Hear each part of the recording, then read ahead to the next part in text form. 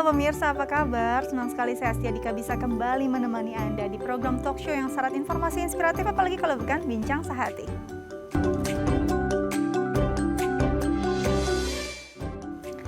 Iya, pemirsa, hari ini kita akan bahas satu penyakit yang mungkin banyak juga dialami oleh perempuan, yaitu kanker ovarium. Kanker ovarium sendiri adalah kanker yang berada di pusat indung telur. Apa sih penyebabnya dan bagaimana pencegahannya?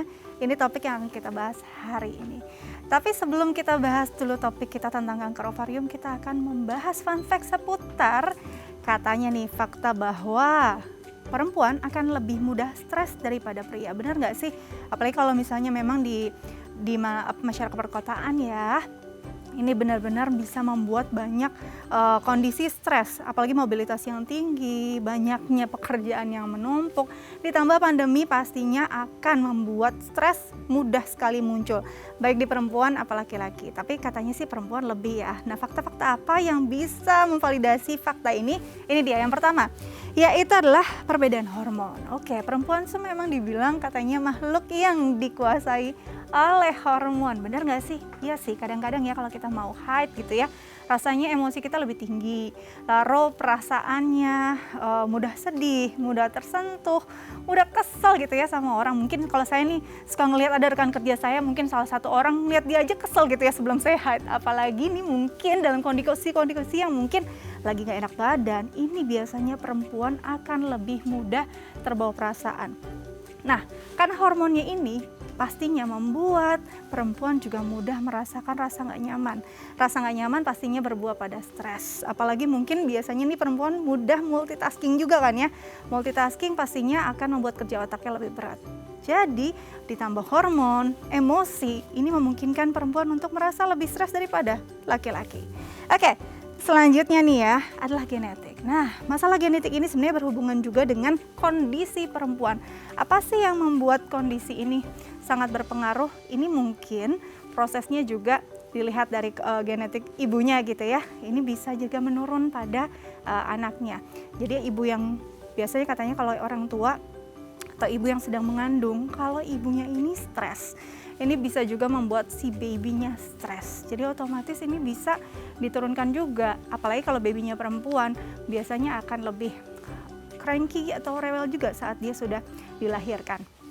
Nah, ini juga bisa berdampak lebih panjang lagi pada saat dia sudah tumbuh kembang. Apakah bisa dia menjadi bayi yang lebih stres atau anak yang lebih stres? Karena sekarang juga stres bisa loh terkena pada anak-anak. Nah, untuk anak perempuan di rumah apalagi kan muda, yang mungkin nih sudah memasuki masa preteen atau masa pramenstruasi, ini juga emosinya akan lebih tinggi, emosinya akan lebih nggak stabil. Ini juga memungkinkan membuat dia lebih mudah stres. Oke, selanjutnya adalah terlibat hubungan personal. Oke, nah perempuan balik lagi tadi bahwa kalau perempuan dalam hubungan personal, baik itu dari pertemanan, percintaan, bahkan dengan orang tua, biasanya memang akan lebih melakukannya dengan perasaan.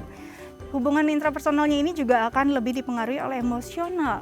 Kadang-kadang mungkin kalau untuk pertemanan laki-laki ya, saat temannya punya respons yang berbeda daripada biasanya, itu akan ya diacuhkan saja. Tapi kalau untuk perempuan, kok bisa ya dia kayaknya biasanya bisa senyum nih kalau ketemu saya, kok dia enggak ya, hari ini kenapa ya.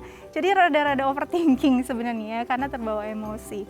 Nah, ini mungkin bisa jadi bahasan atau mungkin bisa jadi masalah yang cukup serius untuk perempuan gitu ya.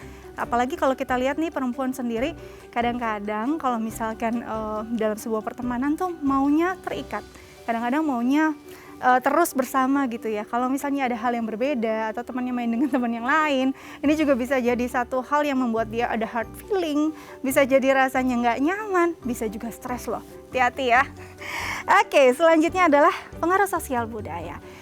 Oke, sebagai orang timur pastinya memang banyak hal nih yang bisa membuat seseorang perempuan punya hal-hal yang lebih berat.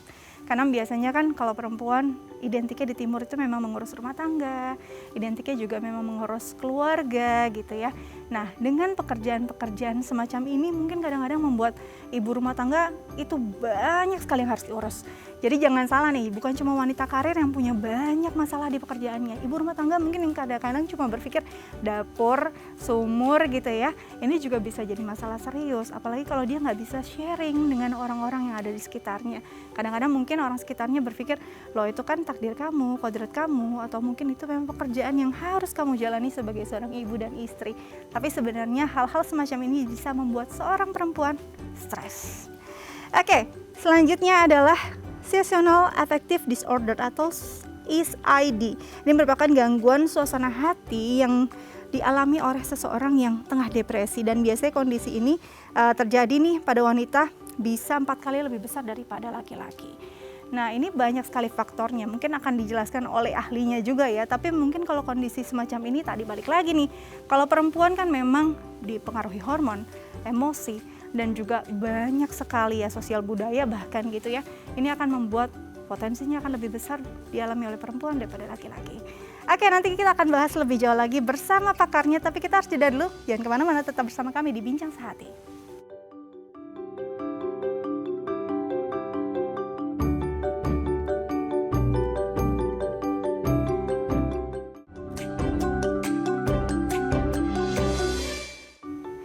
Ya pemirsa, kembali lagi bersama kami di Bincang Sehati, masih membahas tentang perihal stres pada perempuan. Sebenarnya apa sih yang membuat potensi stres itu lebih besar pada perempuan? Akan kita bahas bersama pakarnya. Di sini sudah bersama kami Dr. Maria Iren Hendrata, SPKJ, spesialis kedokteran jiwa dari Smart Mind Center. Langsung kita sapa yuk. Halo Dr. Maria, apa kabar? Halo Mbak Dika, kabar baik. Selamat pagi pemirsa Daya TV yang saya hormati. Semoga semuanya dalam keadaan baik dan sehat ya. Baik, terima kasih dok. Dok, sebelum kita ngomong tentang stres pada perempuan yang katanya lebih potensial nih ya. Ini sebenarnya stres itu adalah kondisi yang terjadi saat seseorang tuh kenapa? Apakah saat seseorang sudah tidak bisa menemui solusi dari masalah yang dia hadapi, atau sebenarnya orang bisa nggak sadar kalau dia stres? Nah, jadi sebenarnya stres ini adalah kondisi yang terjadi saat seorang mengalami suatu ancaman atau perubahan. Nah, hal ini bisa mempengaruhi kondisi psikologis maupun juga kondisi fisik seseorang. Seperti itu, Mbak Dika. Jadi, saat seseorang mengalami suatu perubahan ya, atau suatu hal yang dirasa dia tidak mampu untuk mengatasinya, maka butuh adaptasi. Nah, itu yang dinamakan dengan stres. Oke, jadi sebenarnya memang kondisi tertentu gitu ya. Kapan seseorang bisa menyadari dirinya stres? Apa yang dia rasakan? Misalkan ada tanda-tanda tertentu nggak sih dok? Nah, tanda-tanda dari stres ini bisa dari fisik maupun dari psikologis. Kalau dari fisik, contohnya yang paling sering adalah gangguan tidur, gangguan pola makan, lalu ada nyeri-nyeri yang sebenarnya tanpa sebab, seperti misalnya nyeri lambung atau nyeri kepala. Kalau dari sisi psikologis, ada perasaan cemas atau khawatir, ya, atau sedih berlebihan, dan ini sudah mengganggu fungsi atau aktivitasnya dalam menjalankan kehidupannya sehari-hari. Itu. Oke, baik. Nah, dok, sebenarnya saat ini kan katanya nih, tadi fun fact yang sudah saya bahas di segmen sebelumnya sendiri gitu ya, katanya perempuan ini lebih potensial untuk mengalami stres. Ada beberapa hal yang jadi masalahnya gitu ya, mungkin jadi penyebabnya. Yang pertama sendiri adalah hormon. Sejauh mana sebenarnya hormon ini memengaruhi seseorang perempuan bisa merasakan stres? Ya, jadi ada beberapa hal ya yang bisa memicu untuk stres. Bisa diulang Mbak, Mas, pertanyaannya tadi kurang terdengar. Kurang jelas. Oke, saya ulang pertanyaannya dok. Ya. Nah, ini kan katanya salah satu penyebab atau masalah yang membuat seorang perempuan potensial mengalami stres adalah hormon. Nah, sejauh mana nih hormon bisa memengaruhi perempuan sehingga bisa merasakan stres atau mengalami stres? Iya, jadi karena wanita ini mengalami fase-fase dalam hidupnya yang hanya terjadi dalam perempuan ya, yang tidak terdapat dalam laki-laki. Contohnya fase PMS yang kita kenal dengan premenstrual syndrome atau fase sebelum menstruasi.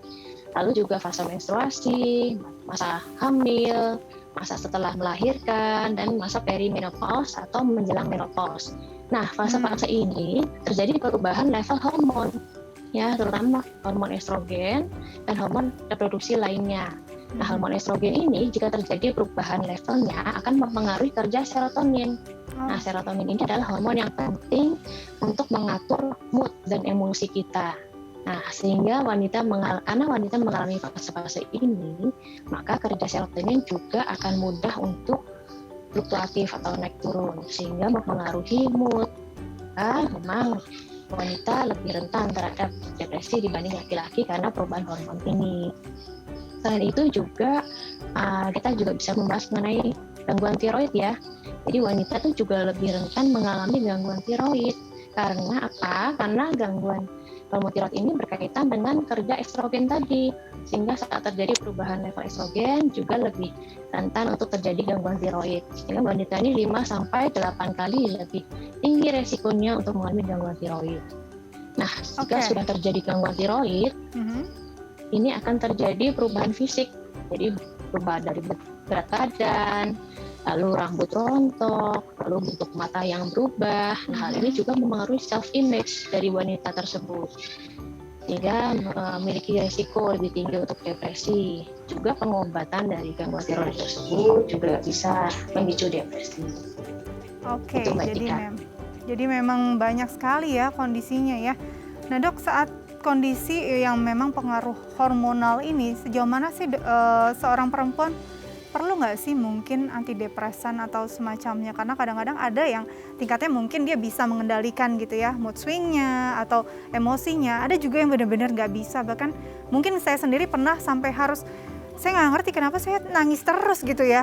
Kok rasanya nggak enak ya? Apakah ada kondisi-kondisi tertentu saat hormon perempuan sedang terlalu fluktuatif, kita perlu mungkin meminum obat tertentu kah? Atau memang ada cara lain yang bisa dilakukan?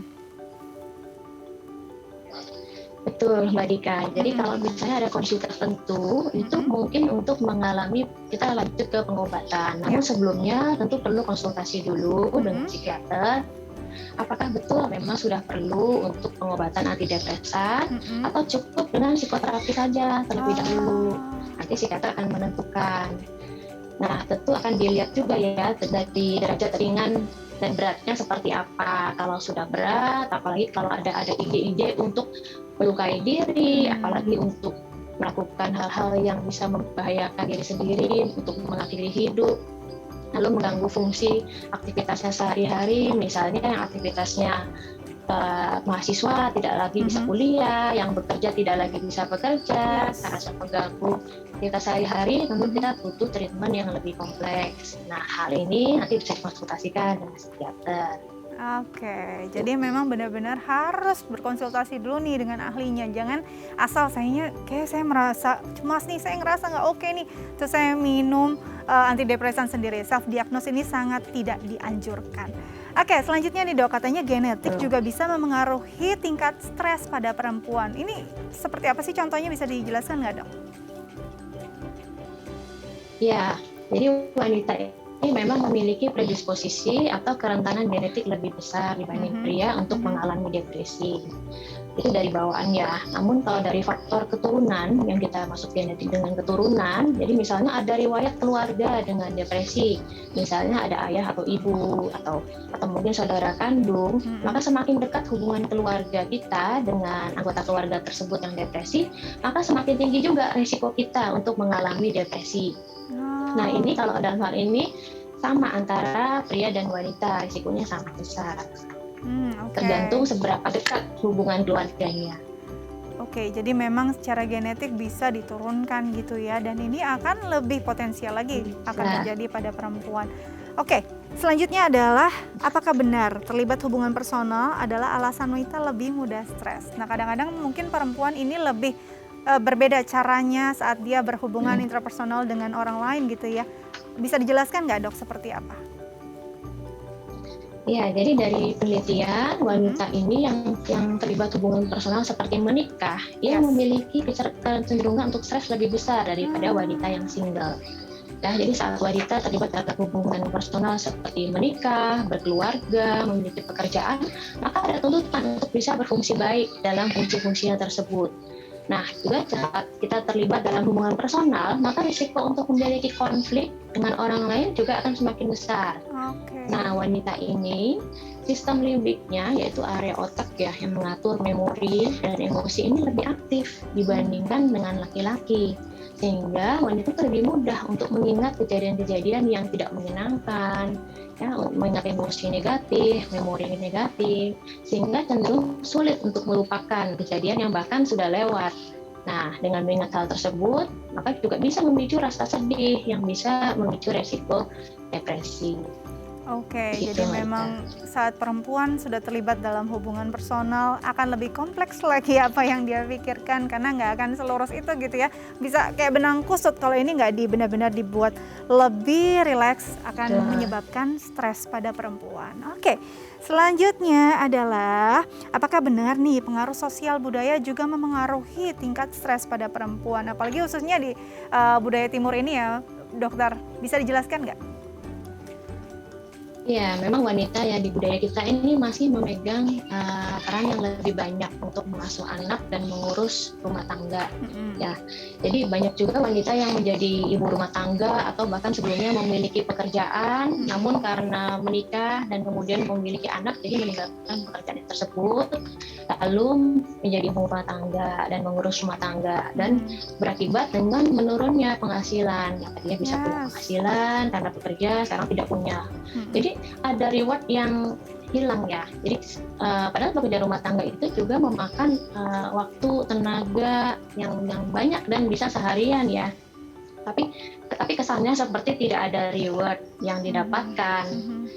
Nah, makanya penting sekali bagi para suami dan juga anak-anak di rumah juga untuk turut serta ya mendukung untuk membantu pekerjaan rumah tangga ini. Selain itu juga wanita itu juga dituntut untuk menjalankan beberapa peran sekaligus. Jadi kalau misalnya bekerja, lalu juga punya anak, dituntut sebagai wanita karir, sebagai istri, sebagai ibu, lalu sekarang juga sebagai pengajar ya, karena kita sekolah kan sekarang mayoritas online. Nah, di masa pandemi ini juga menantang sih ya buat ibu karena perannya jadi bertambah, lalu juga masih mengurus rumah tangga, dan bagi yang masih memiliki orang tua yang perlu dirawat juga termasuk untuk merawat orang tua. Nah, pada beberapa kasus yang saya jumpai pada ibu yang memiliki anak ya, pada wanita yang memiliki anak ini, mereka itu juga menekankan bahwa sepertinya prestasi anak atau bahkan tumbuh kembang anak ini juga dijadikan indikator keberhasilan bagi seorang ibu tersebut dalam merawat anak gitu. Padahal sebenarnya faktornya banyak sekali, termasuk faktor genetik dan lain-lainnya. Nah, hal ini juga memicu terjadinya stres pada wanita. Wow, luar biasa ya pengaruh sosial budaya ini mungkin jadi masalah yang jadi mayoritas gitu ya, penyebab stres perempuan karena sistem patriarki ini juga membuat perempuan harus bertanggung jawab penuh pada pekerjaan rumahnya. Kadang-kadang mungkin lagi manggang roti, di sini mesin cuci juga nyala, anaknya juga harus disuapi. Multitasking seperti ini juga bisa membuat perempuan bisa stres. Jadi mungkin para suami ataupun ayah di rumah boleh yuk bantu istrinya yuk biar nggak stres ya. Oke, yang terakhir adalah seasonal affective disorder. Nah, ini sebenarnya sejauh mana bisa berpengaruh pada tingkat stres pada perempuan, Dok? Ya, sebenarnya seasonal affective disorder ini adalah dalam bahasa Indonesia gangguan afektif musiman ya. Yes. Ini adalah salah satu tipe dari depresi yang biasanya terjadi waktunya sama setiap tahun. Oh ya? Nah, umumnya terjadi di negara yang memiliki 4 musim. Panas, gugur, dingin, semi, seperti itu ya. Dan paling sering memang terjadi di cuaca yang musim yang paparan mataharinya lebih sedikit, yaitu di akhir musim gugur sampai akhir musim dingin. Nah, jadi biasanya orang minimal 2 kali ya dalam 2 tahun yang berbeda mengalami gangguan mood depresi ini, tapi terjadinya sama, misalnya di musim dingin, lalu di tahun depannya di musim dingin juga, seperti itu. Makanya kita sebut dengan winter depression, itu yang paling umum. Namun ada juga yang di musim panas yang disebut dengan summer depression. Nah, kondisi ini kenapa bisa terjadi seperti itu? Karena pada saat musim dingin ini atau musim gugur, terutama di negara yang mendekati ke kutub ya, itu Hmm, masa paparan mataharinya itu menjadi lebih sedikit, sehingga kita irama sirkadiannya, ya irama bangun tidurnya menjadi kacau tuh, ya karena hmm. perubahan dari paparan matahari tersebut. Nah, ini mengakibatkan turunnya hormon serotonin. Nah, kita ingat hormon serotonin tadi hormon yang penting untuk mengatur mood dan emosi kita. Dan juga Oke. karena paparan matahari yang Mhm. minimal ini juga hormon melatonin ya yang mengatur untuk tidur, nah itu juga terganggu fungsinya sehingga lebih rentan untuk mengalami depresi pada musim-musim tersebut. Oke, ya ini kalau mungkin di Indonesia sendiri ada nggak sih kondisi semacam ini, Dok? Dan lebih sering kan kita cuma punya 2 musim, lebih sering terjadi di mana?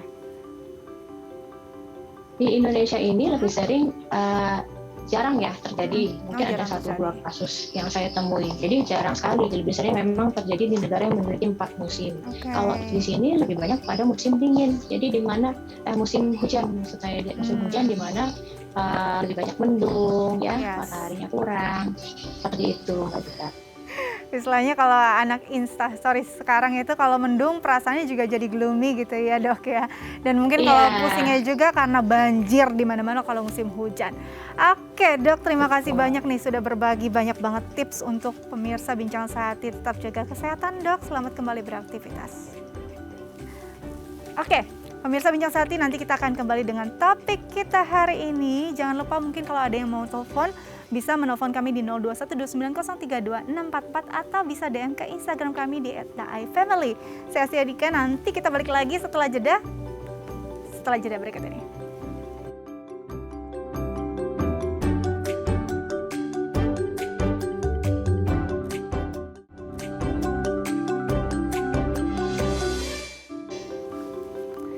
Ya, pemirsa Bincang Sehati kembali lagi bersama kami dan kita akan membahas topik kita hari ini tentang kanker ovarium. Tapi sebelumnya pemirsa, mungkin Anda ingin menanyakan pertanyaan terkait tema kita hari ini, bisa menelpon kami di 0212903264 atau bisa DM di Instagram kami di @daifamily. Oke, langsung kita sapa, ada Dr. Kartika Hapsari, SPOG FN VOG, spesialis obstetri ginekologi dari Rumah Sakit Bunda Jakarta. Halo Dok, apa kabar? Hai, selamat pagi. Selamat pagi Dok. Gimana hari ini kabarnya, baik, Tuh, sehat? baik, alhamdulillah. Kayaknya gambar di sana agak gelap ya, sayanya. Iya. Oke, sip. Nah, mungkin bisa Nah, ini bisa dibuka terlihat sedikit kali ya. cantiknya. Oke Dok, wah hari ini pastinya dokter sibuk sekali dan terima kasih loh sudah menyempatkan waktunya untuk bincang sehati. Kita hari ini ngobrol tentang kanker ovarium nih Dok. Tapi sebelum Yes. itu kita mau jelaskan dulu sebenarnya ovarium itu fungsinya apa untuk tubuh manusia khususnya perempuan. Oke, selamat pagi semuanya, pemirsa DAI TV ya. Yes. Jadi hari ini, hari Jumat, terima kasih atas kesempatan yang diberikan kepada saya. Mhm. Jadi ovarium itu adalah organ yang istimewa. Jadi hanya perempuan yang punya. Kenapa saya bilang istimewa ya? Karena laki-laki sudah pasti nggak punya ovarium. Yes. Jadi ovarium ini gunanya adalah salah satu organ reproduksi perempuan pastinya yang menghasilkan hormon perempuan tanda kutip. Jadi dia adalah organ yang berfungsi untuk menghasilkan hormon keperempuanan yang membuat perempuan menjadi seorang perempuan gitu maksudnya. Jadi maksudnya hormon estrogen dan hormon progesteron yang dihasilkan ini akan membuat perempuan itu menjadi pubertas, kemudian dia mengalami haid, kemudian dia mengalami ovulasi atau keluarnya sel telur, ya kan? Kemudian sampai dia membuat payudara kita tumbuh, Yes. segala macam hormon perempuan yang dikeluarkan oleh organ ini, begitu. Oke, Dok, kalau bicara tentang ovarium memang kan harus bisa dijaga kesehatannya, apalagi inilah mungkin yang istilahnya pusat dari keperempuanan seorang wanita gitu ya.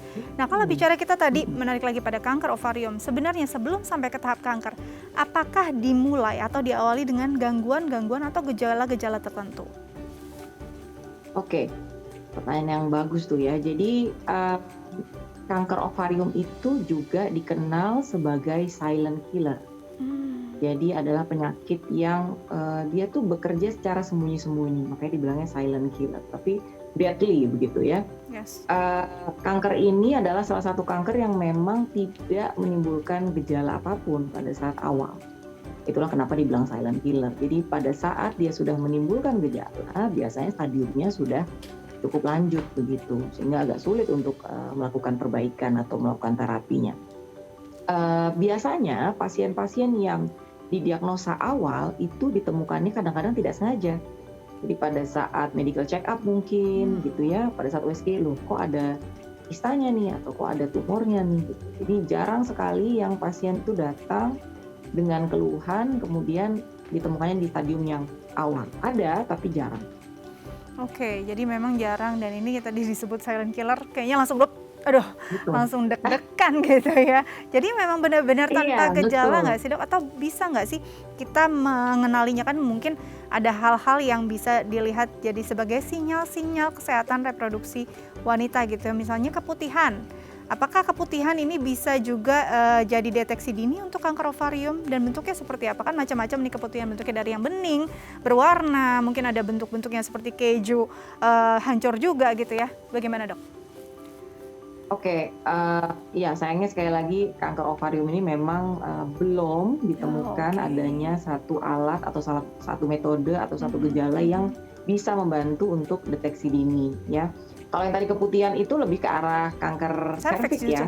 Kanker, ya betul, kanker leher rahim. Tapi kalau kanker ovarium ini memang gejala-gejalanya itu biasanya, kalau saya bisa bilang gejala, itu gejalanya biasanya itu perutnya terasa membesar. Pasien kadang-kadang malu nyeri perut atau apa namanya kalau diraba tuh kok perutnya tambah besar ya, bukan lemak tapi ada benjolan di dalam perutnya. Keras kah dok? Iya, kadang-kadang rasanya keras gitu ya. Kemudian rasanya kembung, kayak kok sering kembung gitu ya, makan itu nafsunya menurun, kadang-kadang berat badannya kok turun ya. Padahal kalau perempuan senang ya kalau berat badannya turun ya kita ya. Cuma ini terlalu drastis gitu. Jadi turunnya tuh tidak normal. Nah itu kita harus lebih aware terhadap gejala-gejala itu. Meskipun biasanya seperti tadi saya bilang bahwa bila gejala-gejala ini terjadi, hampir rata-rata itu adalah terjadi di diagnosa-diagnosa yang sudah agak stadium yang sudah agak lanjut. Wow, jadi memang ini ya tadi bisa disebut silent killer karena sangat minim gitu ya. Bahkan kalau tadi kan kita lihat gejalanya kembung, perutnya membesar, atau mungkin ada kondisi-kondisi turun berat badan yang sebenarnya dinanti-nantikan perempuan di dunia ini gitu ya. Jadi akhirnya kadang-kadang nggak aware pada kondisi-kondisi ini atau gejala-gejala ini, akhirnya sudahlah pada stadium lanjut. Lalu jika datang nih seorang pasien sudah dengan stadium yang lanjut, terapi apa yang dilakukan untuk pasien kanker ovarium? Oke, jadi pada kasus-kasus kanker ovarium biasanya kan memang ditangani oleh dokter kandungan dengan subspesialis tertentu, yaitu ginekologi onkologi begitu ya. Jadi soal kanker pada organ reproduksi perempuan, apabila sudah ditegakkan diagnosa bahwa ini kecurigaan yang mengarah ke keganasan pada ovarium, maka biasanya kita akan melakukan suatu operasi. Ada dua tipikalnya, yaitu surgical staging atau kita menentukan stadiumnya dengan cara operasi. Begitu apabila kita belum tahu ini stadium berapa, gitu ya. Nah, tapi kalau misalnya kita sudah tahu sebenarnya ini stadiumnya berapa, biasanya kita bisa lihat dari imaging, dari biopsi, atau mungkin pasien udah datang dengan perutnya besar, udah penuh dengan cairan begitu ya, dan hasil biopsi cairannya itu positif, biasanya stadiumnya udah lanjut tuh. Nah itu kita operasinya adalah debulking atau namanya sitoreduksi, atau bahasa awamnya adalah mengambil seluruh bagian tumor yang tampak pada saat operasi begitu. Jadi kita berusaha untuk tidak menyisakan tumor itu. Jadi clean surgery. Jadi kita benar-benar kalau bisa melakukan komplit sitoreduksi atau mengurangi seluruh massa tumor yang ada di perut begitu ya. Nah, kemudian apabila kita sudah melakukan operasi itu, dari surgical staging tadi kita tahu stadiumnya, atau mungkin dari hasil operasi tadi debulking atau sitoreduksi kita bisa juga angkat seluruhnya. Terapi lanjutan adalah terkadang apabila stadiumnya sudah di atas 1C atau dia udah agak naik begitu, itu kita melakukan terapi tambahan, yaitu adalah kemoterapi. Oke, jadi bisa sampai ke tahap kemoterapi gitu ya. Wow. Oke, makin menarik perbincangan kita, tapi kita harus jeda dulu nih dok. Nanti kita lanjut lagi setelah jeda ya. Pemirsa Bincang Sehati, jangan kemana-mana, tetap bersama kami.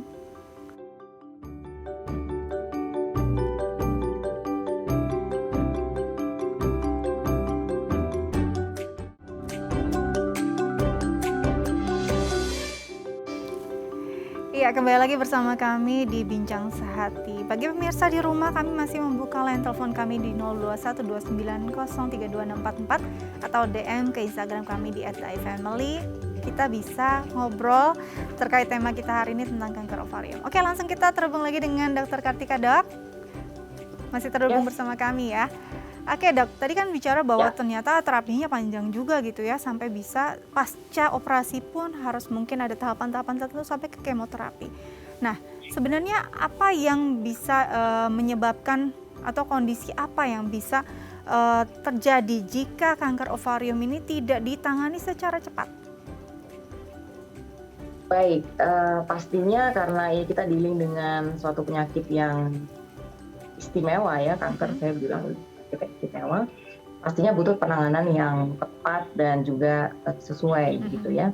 Kalau misalnya kanker ini dibiarkan, maka kemungkinan yang paling buruk yang bisa terjadi adalah pastinya kematian ya. Jadi kanker ini kan sifatnya dia adalah sel tubuh sendiri yang kalau kita bisa bilang itu adalah sel tubuh yang lukanya nggak bisa sembuh gitu. Jadi dia tidak bisa menyembuhkan diri sendiri. Jadi sel ini terus bergerak, kemudian dia bisa menyebar ke seluruh organ tubuh kita. Nah, itu yang bisa menyebabkan kematian. Oke, bisa sampai berujung kematian ya. Nah, Dok, pasca mungkin tadi sudah dioperasi, sudah menjalani kemoterapi gitu. Apakah ada side effect yang mungkin bisa dialami oleh seorang perempuan gitu ya? Apakah ada kesulitan nantinya saat dia untuk memiliki keturunan atau mungkin ada hal-hal lain? Ya, pastinya semua tindakan medis itu selalu ada side effect ya. Apalagi kalau kita dealing dengan penyakit seperti cancer. Memang pada kasus-kasus tertentu, semisal kankernya itu terjadi pada usia yang sangat muda, yang istilahnya mungkin belum menikah atau belum punya keturunan, itu kita bisa melakukan tindakan seperti fertility sparing atau mempertahankan kesuburannya begitu. Jadi kita hanya mengangkat satu ovarium atau organ yang terkena begitu ya. Tapi pastinya ini juga dengan syarat-syarat tertentu yang sangat ketat, dan kemudian juga dinilai juga stadiumnya itu stadium berapa begitu, jadi tidak bisa sembarangan untuk melakukan hal itu. Karena biasanya terapi standarnya adalah kita memang harus mengangkat seluruh organ yang terlibat, seperti rahim, ovarium sebelahnya, dan seluruh kelenjar getah bening yang ada di daerah perut begitu ya, daerah panggul, dan juga organ-organ lain yang terlibat, bisa usus buntunya, bisa ususnya sendiri, bisa segala macam yang ada di perut begitu. Jadi memang ini adalah sangat tantangan bagi dokter-dokter yang berkecimpung di bidang ginekologi onkologi, terutama apabila kalau udah ditanya ini misalnya pertanyaan tadi bisa punya anak nggak gitu ya, apalagi kalau pasien ini stadiumnya sudah lanjut dan sebenarnya belum punya keturunan begitu. Oke. Nah, Dok, sebenarnya kan tadi kalau balik ke fungsinya ovarium ini sangat banyak gitu ya, istilahnya berhubungan dengan banyak hal, bahkan ke payudara, ke bagian-bagian yang lain dari tubuh perempuan. Apakah kanker ovarium ini bisa mengalami komplikasi atau ada perpanjangan lagi ke hubungan atau organ lain? Ya, seperti tadi saya bilang bahwa kanker itu sifatnya dia itu menyebar ya, dan kanker ovarium ini memang penyebarannya bisa melalui darah dan juga bisa melalui kelenjar getah bening, atau juga bisa dia menyebarnya tuh karena menempel di dalam perut itu sendiri begitu. Jadi kalau ditanya dia bisa ke organ lain, Dok, bisa kalau tadi tidak ditreat dengan baik dan tidak sesuai dengan standar. Wow, jadi memang kalau perempuan ayo dong kita jaga kesehatan ya, karena efeknya bisa kemana-mana ternyata ya. Oke, Dok, sekarang kita akan bacakan ada pertanyaan nih dari pemirsa di rumah lewat DM Instagram kami dari @asti. Wah, namanya sama nih sama saya nih ya.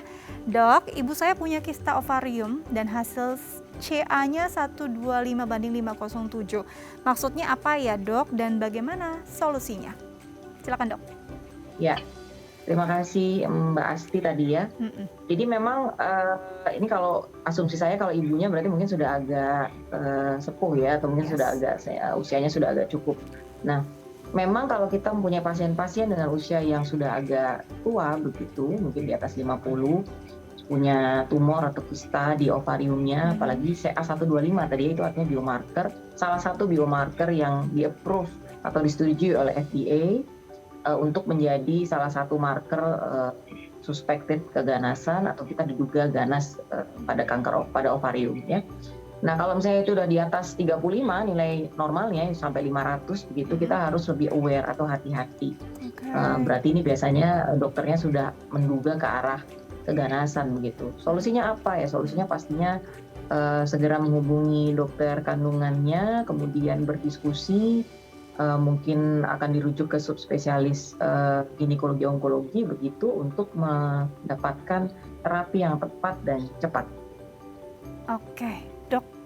Kan ini si silent killer ini tuh sangat berbahaya gitu. Kayaknya deg-degan banget deh. Saya deg-degan banget loh. Ini mendengar penjelasan dokter jadi pengen cepet-cepet tes gitu ya. Aku udah berusaha untuk nggak nakut-nakutin sih Iya. ya. Mungkin pemirsa di rumah juga udah mulai aware juga nih. Apa yang bisa dilakukan pencegahannya gitu ya, Dok ya? Apakah bisa saya nih yang mungkin memang ingin memeriksakan diri agar tidak terjadi hal-hal yang tidak diinginkan. Bisakah dilakukan pemeriksaan dini mungkin dengan pap smear? Apakah itu membantu atau ada cara cek yang lain?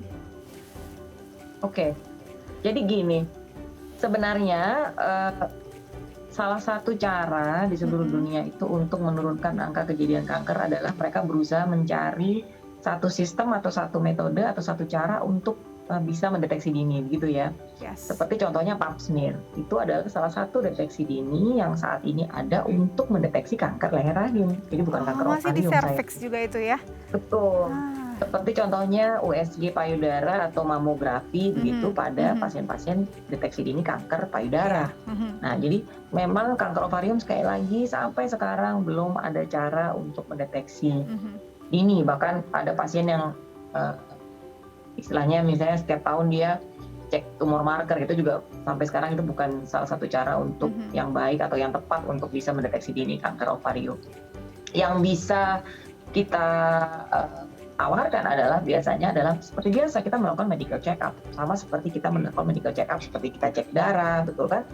Kita cek jantung, kita cek USG, itu juga salah satu cara untuk melakukan medical check up pada kesehatan organ reproduksi kita begitu. Jadi mungkin sekitar 1 atau 2 tahun sekali kita melakukan USG untuk melihat keadaan organ dalam, karena kan nggak kelihatan nih dari luar kan. Itu adalah salah satu cara untuk mendeteksi dini.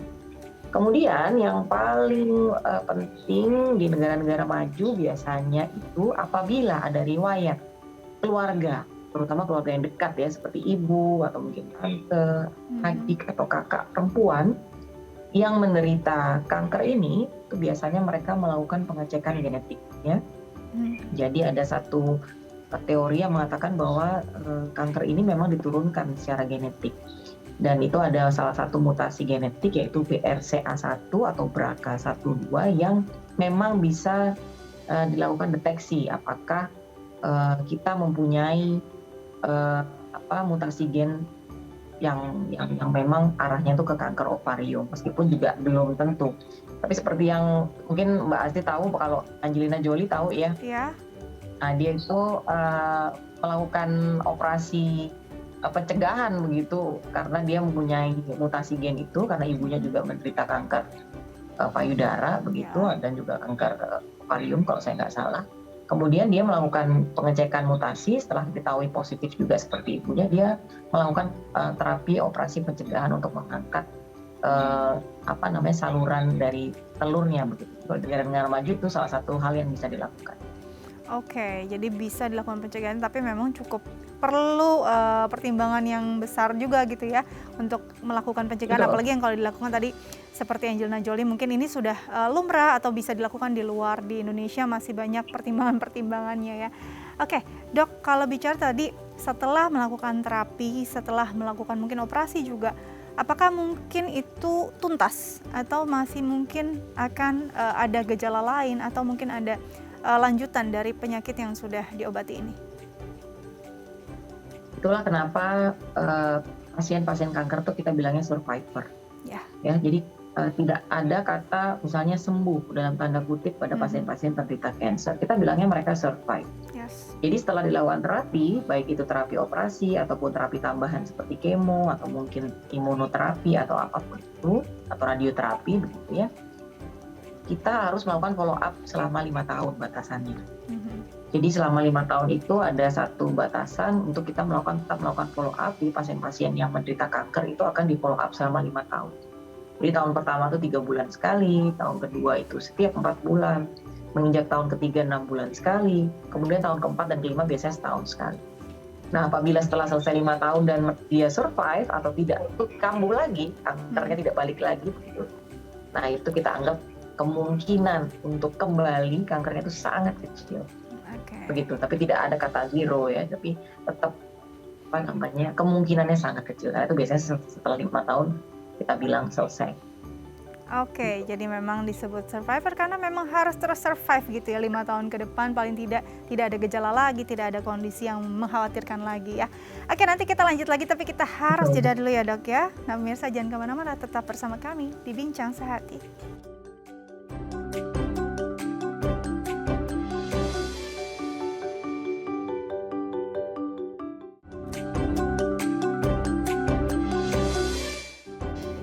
Ya, pemirsa Bincang Sehati kembali lagi bersama kami di Bincang Sehati. Untuk pemirsa di rumah yang mungkin ingin memberikan pertanyaan gitu ya, menanyakan sesuatu terkait tema kita hari ini, bisa lo menelpon kami di 0212903244 atau bisa DM kami di @theifamily. Oke, kita lanjut lagi ke Dr. Kartika dok.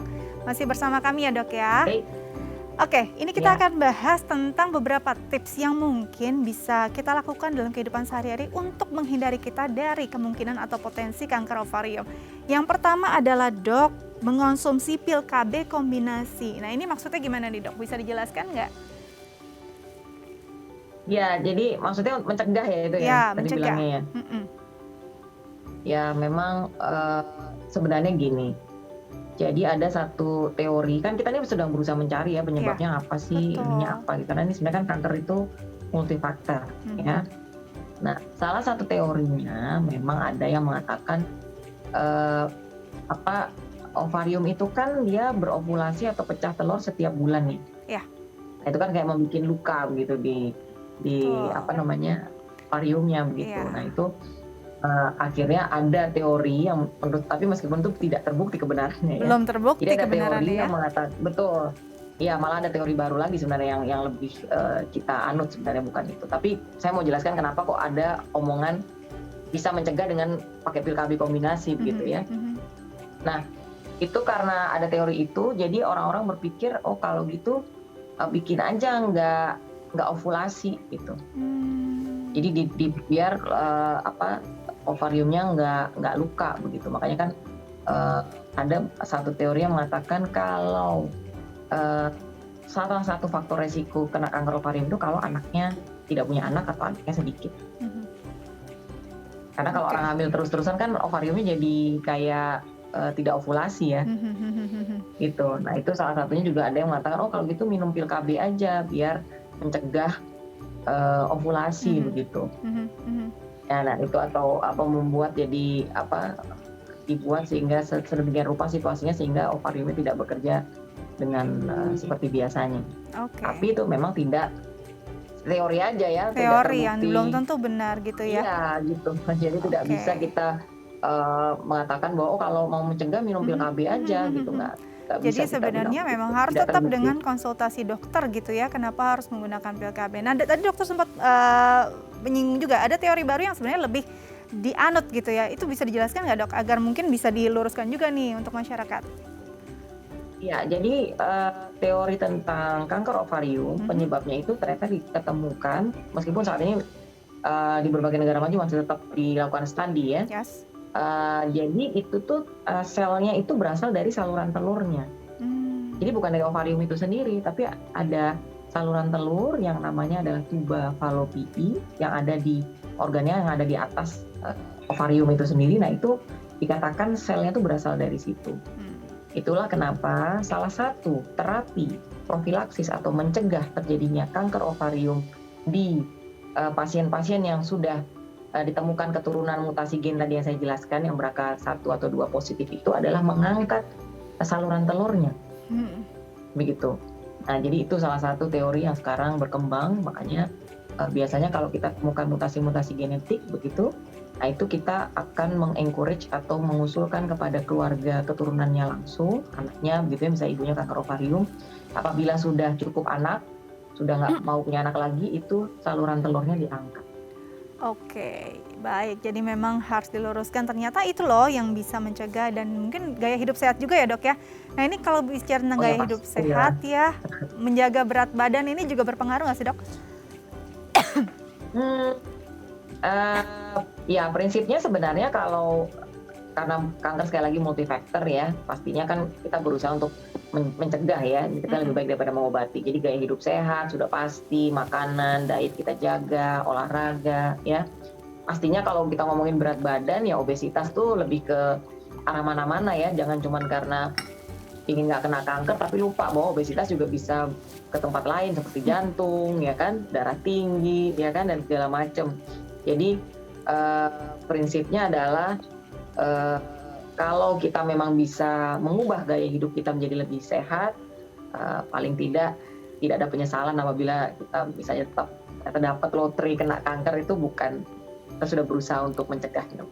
Oke, jadi pola hidup sehat, jaga berat badan ini juga penting. Bukan cuma buat kanker ovarium loh ya, tapi untuk segala macam penyakit ini sangat penting. Terakhir dok, mungkin apa tips dari dokter untuk perempuan Indonesia juga bisa menjaga kesehatan rahimnya, ovariumnya? Oke, terima kasih.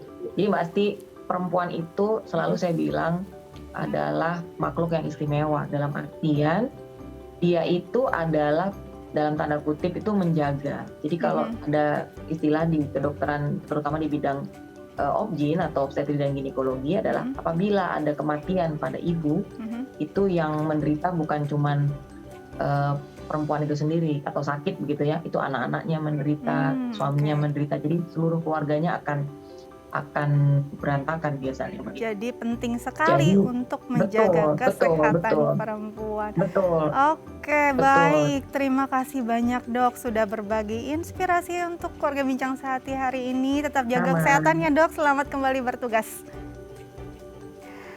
Oke pemirsa, tadi sudah kita bahas tuntas, semoga ini bisa menjadi inspirasi dan juga berguna untuk Anda menjadi perempuan yang lebih sehat.